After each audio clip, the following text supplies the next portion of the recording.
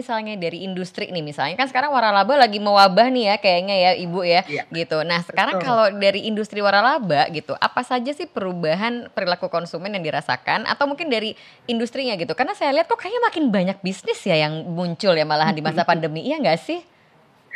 Ya, betul banget. Oke, selamat malam semuanya. Malam Bu. Benar, seperti tadi dikatakan oleh, Mbak Desi ya, bahwa kondisi pandemik COVID-19 ini yang diikuti dengan, penerapan social distancing itu memunculkan perilaku konsumen yang baru.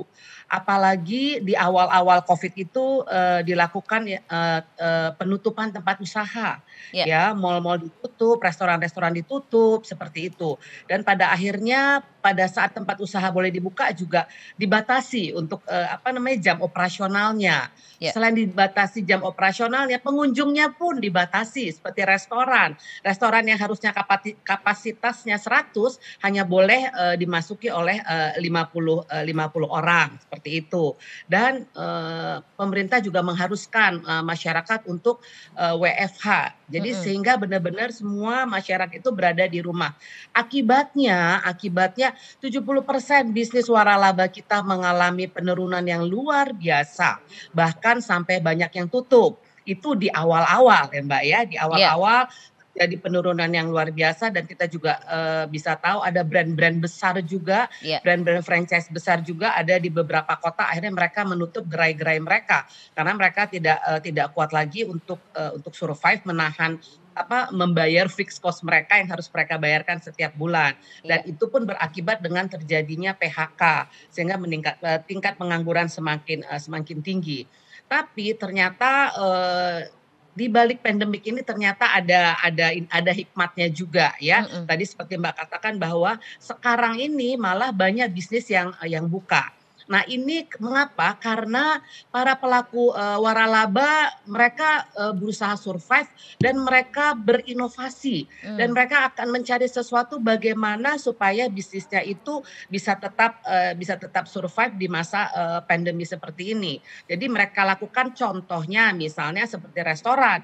Restoran karena orang, takut keluar rumah akhirnya restoran restoran menyiapkan apa, menyiapkan, apa namanya, aplikasi untuk Ya. pemesanan makanan. Bahkan ada di beberapa restoran misalnya kayak shabu-shabu seperti itu ya, itu mereka menyiapkan juga tempatnya untuk kita bisa, apa namanya, dipinjamkan tempatnya untuk memasak makanan itu di rumah. Nah Mmm. itu adalah salah satu solusi yang dilakukan oleh, pelaku usaha, restoran seperti itu. Iya. Nah begitu juga dengan yang, misalnya usaha apa sih, usaha, barbershop yang tadinya kan orang nggak Iya. berani untuk datang ke salon, ke barbershop. Akhirnya mereka jemput bola, akhirnya Mhm. mereka datang, tapi petugas yang datang, staf yang datang untuk melakukan misalnya potong rambut itu mereka akan tunjukkan bahwa mereka hasil hasil rapid test mereka atau, hasil mereka adalah negatif, seperti itu. Nah, Mhm. jadi selama pandemi ini memang awal-awal kita amat sangat terpuruk, sesuai dengan kondisi, Iya. perekonomian Indonesia mengalami minus juga ya tahun lalu,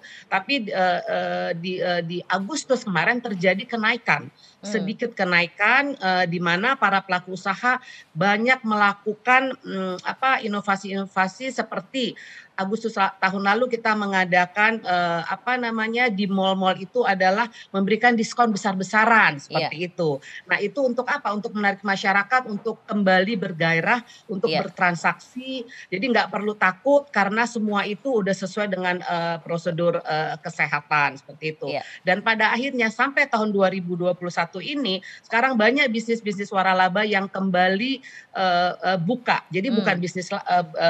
bukan bisnis lama, tapi orang yang membeli bisnis waralaba Iya. mereka sudah berani membuka. Karena apa? Karena mereka udah mulai mendapat, celahnya. Karena mereka sudah melihat bahwa masyarakat itu udah mulai terbiasa dengan pandemi ini Iya. dan terbiasa dengan, hal-hal yang dilakukan oleh pelaku usaha tadi yang saya katakan, mau itu restoran, mau itu, salon, mau itu supermarket. Saya Mhm. kasih contoh supermarket, salah satunya supermarket, terbesar di Indonesia pun mereka melakukan, penjualan itu dengan tidak harus, jadi kita nggak harus datang ke sana, Ya. kita tinggal mesan, tinggal nanti ada yang pemesanan itu diantar atau kita ambil di parkir, nanti mereka masukkan ke Iya. bagasi kita. Dan untuk pembayarannya pun mereka bisa melakukan dengan kartu kredit Mhm. atau dengan transfer seperti itu.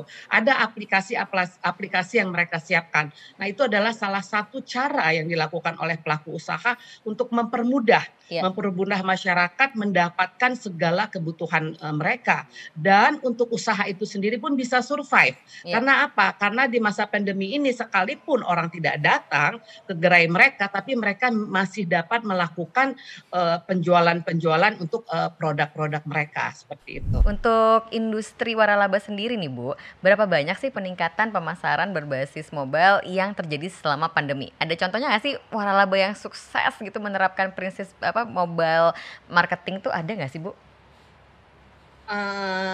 Iya, memang bisnis waralaba sejak pandemi ini tentu mereka mengikuti apa namanya tren yang ada.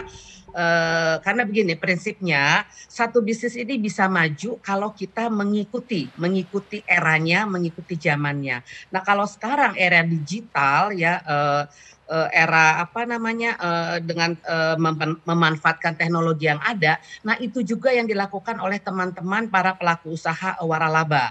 Yang paling banyak menggunakan itu adalah di bisnis F&B. Dalam hal Mhm. ini ada restoran-restoran, Ya. karena mayoritas bisnis waralaba itu adalah F&B. Dan yang paling berdampak untuk pandemi ini juga adalah F&B. F&B. Di mana ya, di mana orang bisa makan keluarga atau hangout atau Iya. ngopi-ngopi itu biasanya di restoran Mhm atau di mhm. kafe. Iya. Tapi karena pandemi ini mereka kena dampak. Iya. Nah, tapi para teman-teman ini pun mempergunakan seperti tadi yang dijelaskan oleh Pak Lingga dan teman-teman lainnya, mereka pun beralih. Kalau ditanya apa sih Bu yang paling banyak? Yang paling banyak menggunakan itu adalah di bisnis F&B, restoran, Mhm mhm. kafe. Seperti kita tahu sekarang mesen kopi pun udah bisa kan, bisa Benar. melalui aplikasi. Ya Mhm. kan, kopi sekarang macam-macam. Jadi, nah teman-teman F&B ini yang paling banyak. Jadi kalau Iya. ditanya siapa, kan saya nggak boleh menyebut tadi dibilangnya quote Heeh. and quote. Tapi bisnis F&B itu rata-rata mereka menggunakan digital. Iya. Semua dilakukan secara online. Dan karena mereka melakukan hal itulah sehingga bisnis mereka bisa survive seperti itu. Iya iya. Dan bisa survive, omset mereka juga udah mulai kembali Iya. ya, Mhm. mulai kembali membaik lagi walaupun belum sama seperti Januari tahun 2020 Iya. seperti itu. Iya. Tapi di Januari 2021 ini itu ada peningkatan dari bulan-bulan sebelumnya. Gimana nih potensi augmented reality yang baru di-share sama Pak Irawan tadi untuk industri waralaba tadi deh? Iya, kalau menurut saya setuju tadi dengan Pak Irawan, itu baik ya, karena sesuatu yang inovatif juga untuk membuat antara pelaku usaha dan apa namanya, dan masyarakat untuk bisa lebih apa ya, lebih Lebih lebih engage gitu ya? Mhm. ya engage lah seperti itu. Ini kan Mhm. sesuatu yang baru ya di di Iya. di industri kita.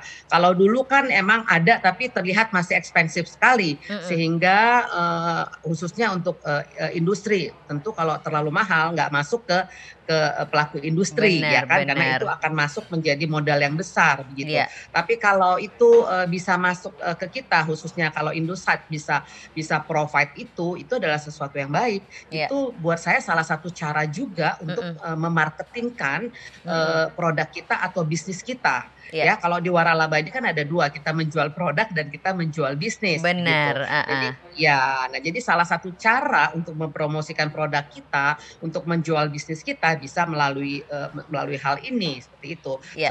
Karena masyarakat itu khususnya masyarakat Indonesia suka sesuatu yang baru. Ya, Benar, suka sesuatu yang heeh. baru dan pasti meresponnya Cepet lebih gitu ya? luar biasa. Mhm mhm. Iya, lebih luar biasa daripada yang lainnya gitu. Jadi Iya. kalau memang kita melihat ini menjadi satu potensi dan dapat menjadi satu peluang, ya why not Iya. begitu. Marilah kita realisasikan itu dalam memajukan usaha kita atau di dalam menjual produk-produk kita. Iya.